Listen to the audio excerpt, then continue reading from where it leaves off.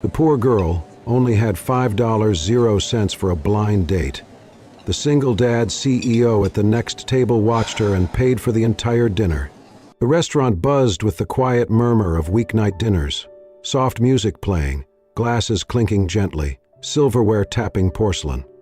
Candlelight flickered from the center of each table, casting warm shadows against deep wooden booths and navy blue linens. It was not a five-star place, but it was the nicest Haley had ever been to on a date. She stepped inside hesitantly, the bell above the door chiming as if announcing her arrival a little too loudly.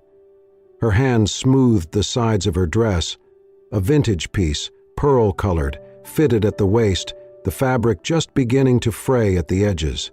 It had belonged to her mother.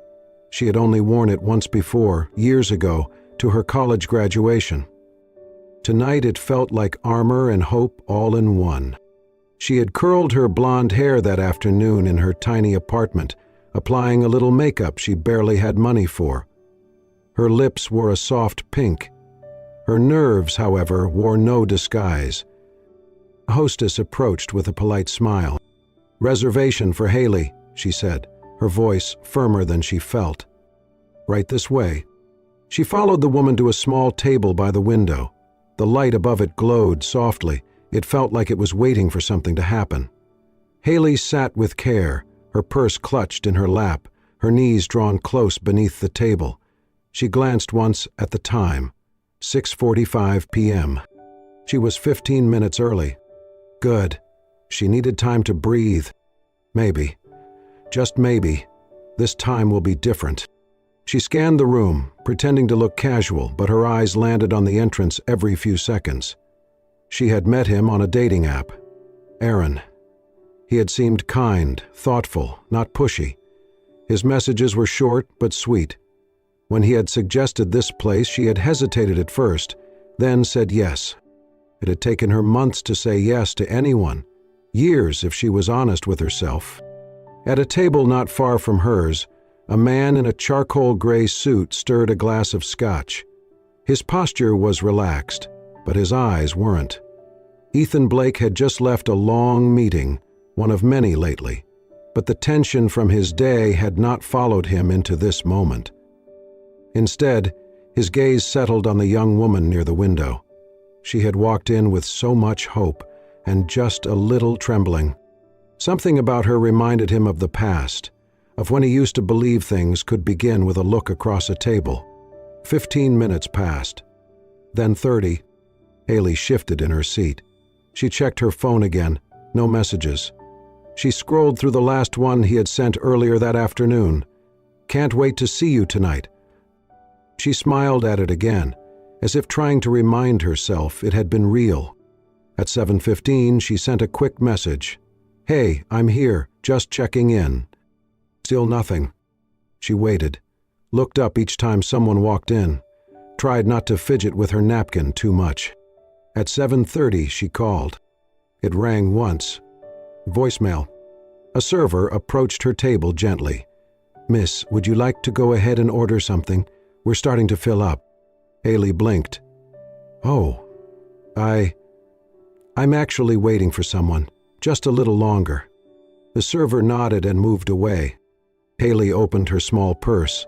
Inside was a folded $5 bill, her emergency fund, if she was being honest. She had not planned on ordering much, maybe tea if she absolutely had to, but she had hoped the man would arrive and offer to share a meal. She had hoped for something more than this. Her phone buzzed. A message. She opened it. "Wow, you actually went. I was just messing with you, sorry. But you're not really my type. Not worth the Uber." Another message came in right after. "You seem nice, but seriously, you thought I was actually coming?" The screen blurred. She blinked hard, forcing back the sting. Her jaw tightened.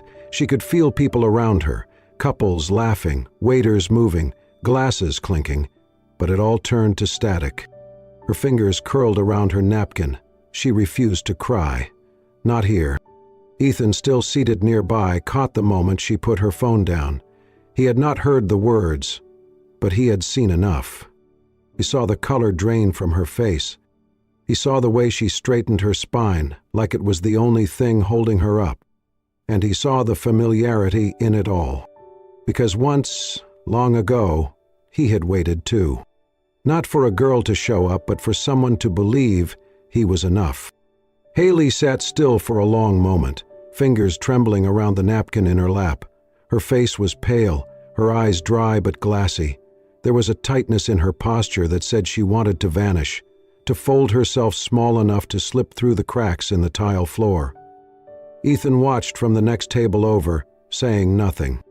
He had not meant to linger after dinner, but something about the girl by the window had drawn him in from the moment she arrived. There was a specific look in her eyes, something between bravery and fear, and now there was only the quiet ache of disappointment spread across her face like a bruise. He saw the way she shifted slightly in her seat, pressing her hand gently against her stomach. She was hungry. Not just emotionally, but literally hungry. She had been drinking water, no food. Her eyes flicked toward the server's station, as if calculating how long she could sit there before someone asked her to leave. She reached for her coat. Slowly, like every movement weighed more than it should, she stood. Her purse was already in her hand, and she turned toward the door with hesitant steps. Just as she moved, a server appeared beside her with a plate in hand. A warm, fragrant pasta dish and a glass of sparkling lemonade. "Excuse me, miss," the server said with a smile. "Your order?" Haley blinked, confused. I didn't order anything." "It was taken care of," the server said. "Someone requested it for you, and your tab has been covered." Haley froze. Her brows furrowed as she looked around, uncertain. Her first instinct was fear. Was this some kind of joke? Another cruel trick? Then a voice came from just behind her, calm and low. "It's not charity," Ethan said. "It's a reminder. You deserve to eat, even if the world tries to tell you otherwise." Haley turned, startled. Ethan stood, one hand resting casually on the back of his chair. His expression was unreadable, except for the soft honesty in his eyes. He wasn't smiling to impress. He wasn't pitying her. He simply saw her. He pulled out the chair across from hers without waiting for an invitation and sat down. For a moment, neither of them spoke. Then, softly, he said, "Take care of your stomach before you try taking care of someone else's heart." Haley sat down slowly, her eyes wide. It was not the line she expected. It was not a pickup. It was not an insult. It was true. No one had ever said something so gently and hit so deeply. She looked down at the food. Her hands stayed in her lap. "You did not have to do that." "I know," he replied. Silence stretched between them. But it was not awkward. It was honest. Haley glanced at him again. He looked expensive, the kind of man she would never expect to sit across from her voluntarily. His suit looked tailored, his watch understated but clearly high-end. But his face was calm, curious, and kind. She cleared her throat. "You do not know me." "True," Ethan said, "but I saw enough." She hesitated. "And what exactly did you see?" He leaned forward, elbows on the table, voice low.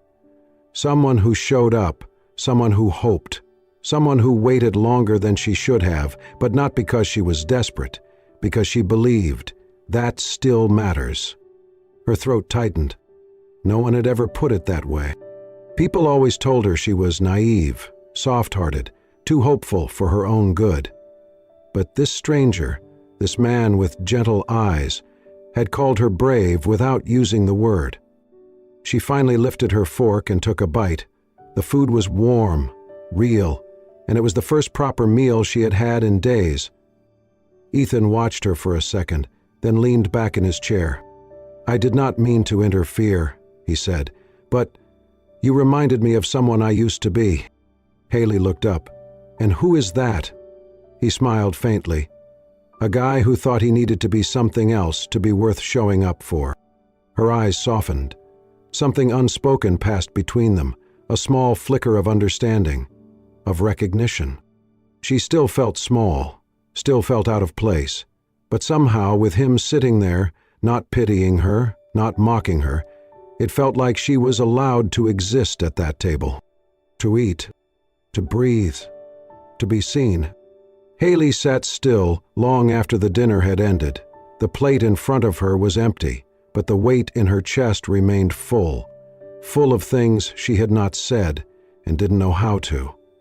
When Ethan stood to leave, he simply slid a small card across the table, without pressure or expectation. "I come here often, for coffee, not company." She looked up at him, eyes still a little guarded. He gave a small nod, more of understanding than farewell, and left. A week passed. Classes, work, library shifts, late nights studying. Haley tried to shake the evening from her mind, but his words lingered. Not just the ones he said aloud, but the ones he didn't. She had not expected him to see her so clearly, and even more, to respond with kindness without asking for anything in return. It was a quiet Thursday morning when she walked into a cozy cafe tucked between the community college library and the bookstore. It was the kind of place she stopped by only when her budget allowed, usually for a plain black coffee and the free Wi-Fi. She was fumbling with her worn coin purse at the counter when a familiar voice reached her ears. "Make that 2, Ethan said to the barista. "She looks like someone who might need oat milk today." Haley turned, surprised to see him seated in the corner, laptop open, sleeves rolled up, the same calm smile on his face. "You remembered my name," she said softly, as she sat down with the cup he handed her.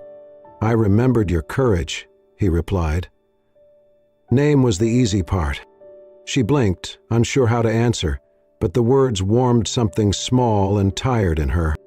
They sat in a comfortable quiet. The morning sun filtered through the windows, drawing soft gold streaks across the table. The air smelled of cinnamon and roasted beans. It was the kind of space that invited conversation, but only if it came naturally. "You work around here?" she asked eventually. He nodded. "Sometimes. This place is close to one of our product research partners." Haley gave a polite smile, unsure what more to say. Ethan leaned back slightly. "You know, I completely botched our last campaign. We tried to push a new toddler snack line, and the slogan ended up sounding like we were promoting chewing gum for babies. It was not our proudest moment." Haley let out a small, genuine laugh. He continued, sharing how a food influencer roasted them online, complete with a meme that went viral. He recounted it not with arrogance or self-deprecation, but with the kind of humor that comes from someone who had learned not to take failure personally. Haley relaxed.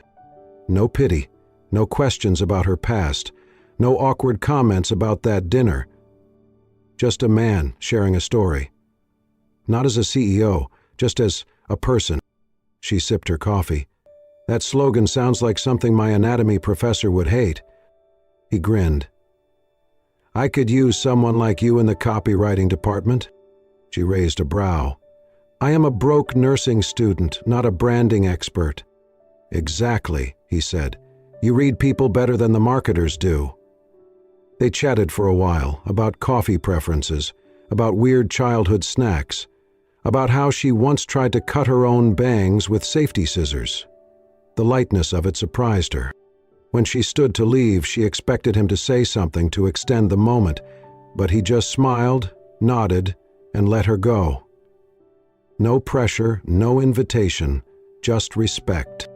And as she walked away, Haley realized she was smiling again. Not because someone had rescued her, but because someone had listened, and remembered, and laughed with her. For the first time in years, she felt like she had shared a table not out of desperation, but out of choice. And maybe, just maybe, that made all the difference. The conference room was modest but thoughtfully arranged, with white folding chairs facing a screen where colorful slides showed cartoon vegetables and smiling toddlers. A long table in the back offered fruit cups, granola samples, and boxed smoothies, all labeled with the company's name, Blaine Organics. Haley sat in the third row, notepad in her lap, pen poised. She wore her light blue scrub top under a simple cardigan, her hair pulled back in a low bun. Around her sat young mothers, a few pediatricians, and a couple of curious nutrition students. It was not often she got to attend events like this.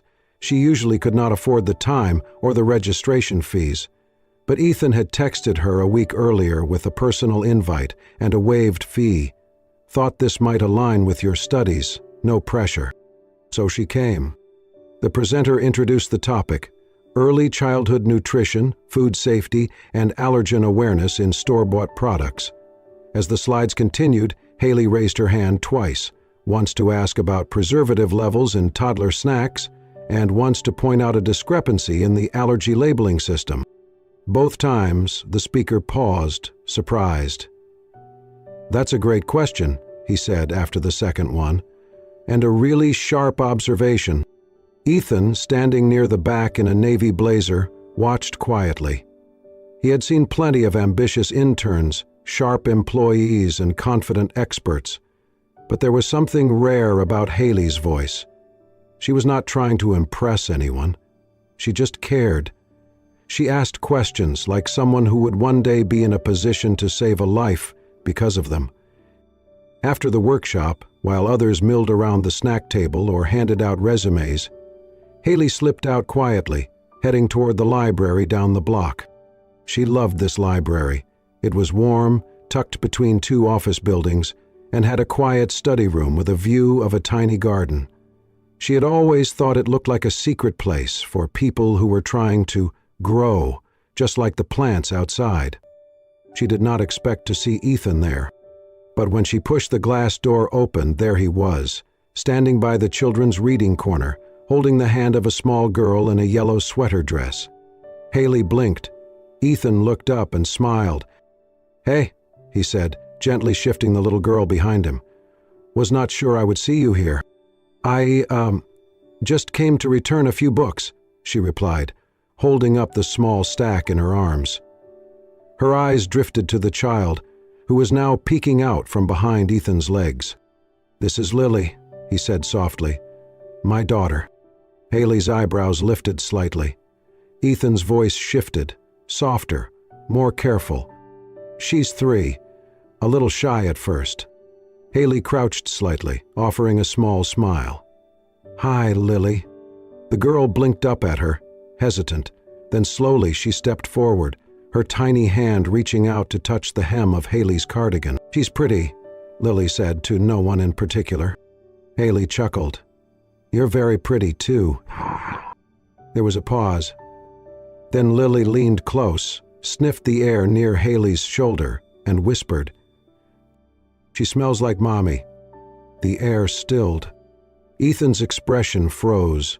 His breath caught, just barely, the kind of silence that cracked with memory. Haley stood still, unsure, the weight of the child's words sinking into the space between them. She glanced at Ethan. His face was unreadable, but his hands, gripping Lily's small shoulder, were shaking. Haley knelt again, level with the child. Her voice was gentle, careful. "Well," she said softly, "that's a big compliment. Your mommy must have smelled like kindness." Lily nodded solemnly. Ethan looked away, his jaw tightening ever so slightly. He blinked twice, then cleared his throat. "Okay, sweet pea," he murmured. "Let's go pick a book." Lily ran off toward the picture books. Ethan stayed behind for a beat, his eyes still slightly unfocused. He turned to Haley. "She passed 2 years ago," he said quietly. "Lily does not usually say that." Haley nodded, understanding more than she could put into words. Children remember more with their hearts than their heads. He looked at her then, really looked, and for the first time, something in his gaze was not guarded. Just open. It started with shared moments that never felt like obligations. Haley stopped by Ethan's office once a week, sometimes just to drop off freshly annotated documents from his latest research on toddler nutrition.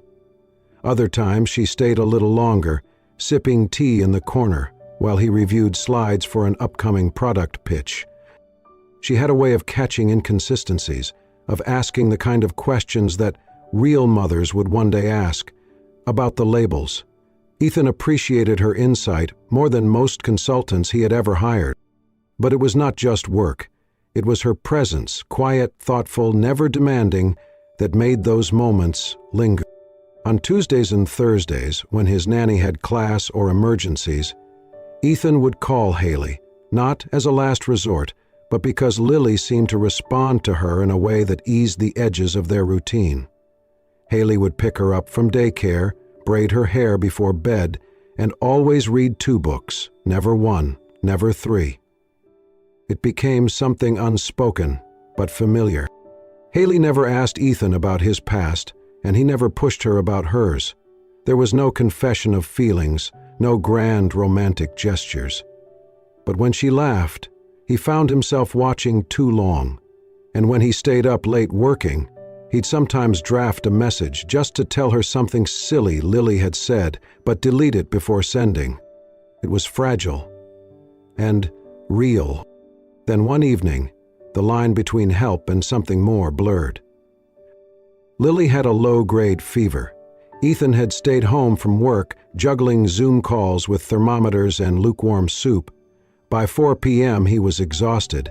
At 4:30, Haley showed up with a small canvas bag and a gentle knock on the door. "You did not sound okay on the phone," she said simply. He let her in. The house smelled faintly of lemon and medicine. Lily lay on the couch under a thin blanket, her cheeks flushed. She opened her eyes when Haley approached and reached out wordlessly. Haley sat beside her, ran a cool hand across her forehead, then pulled something from her bag. A soft towel soaked in herbal compress, wrapped in wax paper to keep it cool. "She used to love this at the hospital," Haley said. "A little lavender helps the head and the heart." Ethan watched as she pressed the towel gently against Lily's forehead. Lily let out a soft breath and closed her eyes. Minutes passed. Haley hummed under her breath, the softest lullaby. Then she began to sing, so quiet it might have been mistaken for just breath. Ethan froze. He knew that song. He had not heard it in almost 3 years.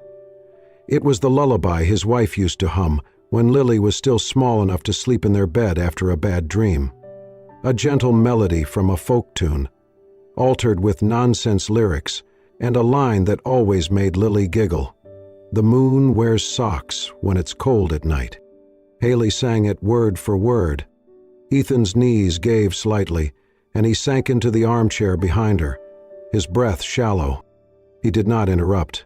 He did not move. But the tears came, unstoppable and sudden. Years of holding back, of keeping everything neat and manageable. Haley's voice trembled for half a beat as she noticed, but she kept singing. When the song ended, she looked over her shoulder. Ethan sat with his face in his hands, silent. "I did not know," she whispered. He shook his head. "You could not have." A long pause stretched between them. "She used to sing that every night," he said hoarsely. "I thought Lily had forgotten." Haley looked down at the little girl who now slept peacefully in her lap. "Children don't forget love," she said. "They just wait to hear it again." He nodded slowly. No declarations, no confessions. But when Haley gently placed a blanket over Lily's legs and leaned her head against the back of the couch, Ethan did not move. They sat like that for a long time, one man, one woman, and a sleeping child, without naming what they were becoming. But it was already there. Free, not separate anymore, just quietly becoming one. The letter arrived in a plain envelope with the name of the scholarship committee printed neatly at the top. Haley stared at it for a full 5 minutes before tearing it open with shaking hands. She read the first line once, then again, then a third time, before letting out a breath she hadn't realized she was holding. The local police force was his day job. It had seemed as if she and Joe had become, like him, a part of the public. Full tuition, 1-year program, pediatric specialization, out of state. It was everything she had worked for, everything she had quietly hoped for on nights when the world felt too heavy and the future too far away. But instead of elation, her chest tightened, because it meant leaving the quiet warmth of Ethan's kitchen, leaving Lily's bedtime stories, leaving the strange, steady rhythm of something that felt almost like a life. She waited 3 days before telling him. They were at the park, Lily chasing soap bubbles while Haley sat beside Ethan on the bench, the letter folded neatly in her coat pocket. "I got the scholarship," she said softly. Ethan turned to her, eyebrows raised, smile immediate. "Haley, that's incredible." She nodded, eyes fixed on the ground. "It's in Oregon, starts in August, 1 year." The wind rustled through the trees, scattering golden leaves across their feet. Ethan was quiet for a moment. Then he said, "You should go." Her eyes snapped up, surprised. "You think so?" He nodded. "You earned it. But what if—" She swallowed. "What if you think I'm just leaving when things get good, like I used you for stability and now I'm walking away?" Ethan's face softened. He shook his head slowly. "Loving someone," he said, "doesn't mean holding them. It means not clipping their wings." The words landed deeper than she expected. They settled into places inside her that still feared abandonment, still believed she had to prove her worth by staying. Haley blinked fast, then turned away, watching Lily chase a bubble that floated just out of reach. She left in early August. The night before her flight, Ethan invited her and Lily to dinner at his place. They ate pasta by candlelight, Lily insisted, and made a paper chain of days until you come back, 1 link for each week. When it was time to leave, Haley knelt down to say goodbye to Lily. But before she could speak, Lily threw her arms around her neck and whispered, "You're not going far. Daddy says hearts don't care about distance." Haley closed her eyes, pulling the little girl closer. It was the kind of goodbye she had never had before, one without guilt, without fear, just love. She looked up to Ethan, who stood by the door, hands in his pockets, eyes unreadable but warm. No promises, no wait for me, just a silent understanding. That something real could survive the space between. That love, in its truest form, does not demand proximity. Haley cried that night, not because she was being left behind, but because, for the first time, she was being let go without being let down. The community hospital looked almost exactly the same. Sterile walls, soft beeping monitors, nurses in sensible shoes, rushing between patients. But something about walking in this time felt entirely different. Haley stood at the staff entrance, clutching her new ID badge, her white coat freshly pressed. Registered nurse was printed beneath her name in bold letters. She had done it. After a year of grueling coursework, night shifts, and missing home more than she ever expected, she was back, stronger, steadier, and more certain of who she was than ever before. The morning passed in a blur of introductions, paperwork, and catching up with familiar faces from her intern days.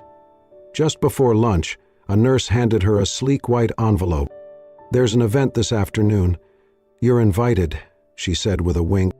The invitation was simple, elegant. Product launch, her first spoon.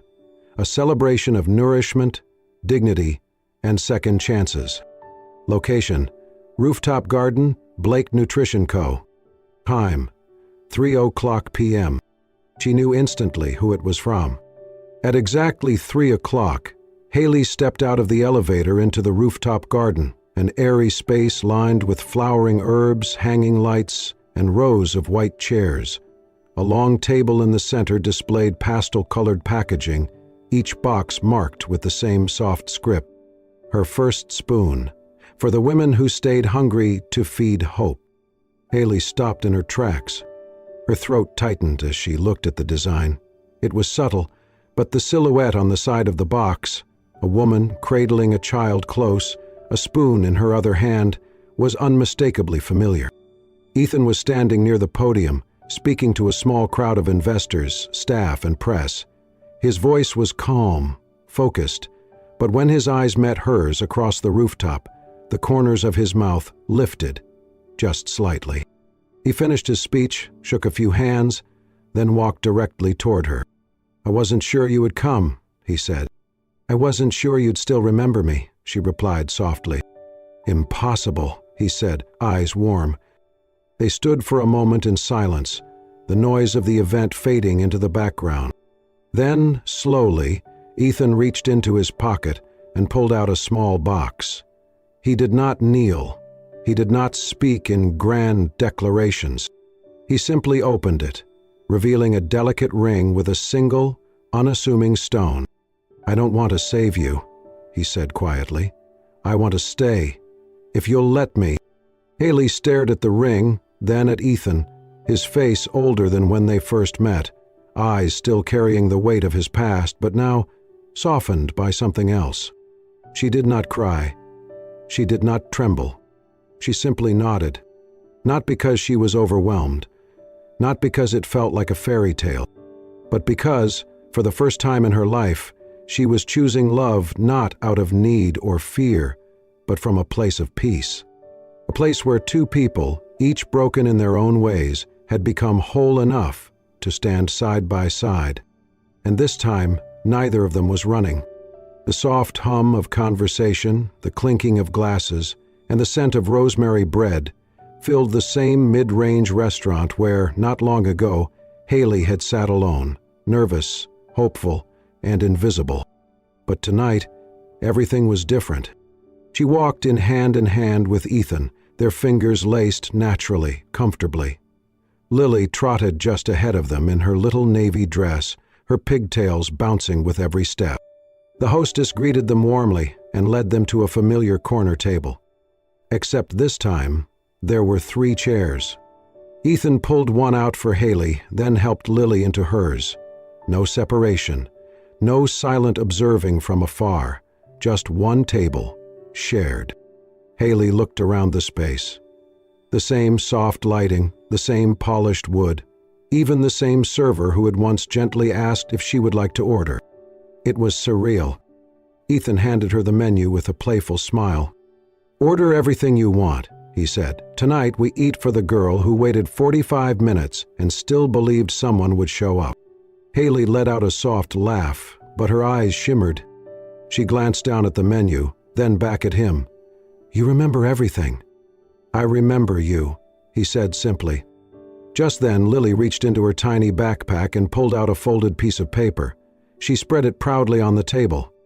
It was a crayon drawing, a little house with a yellow door, a sun with a smiling face, and 3 stick figures at a dinner table, one with long yellow hair, one tall with glasses, and one small with purple shoes.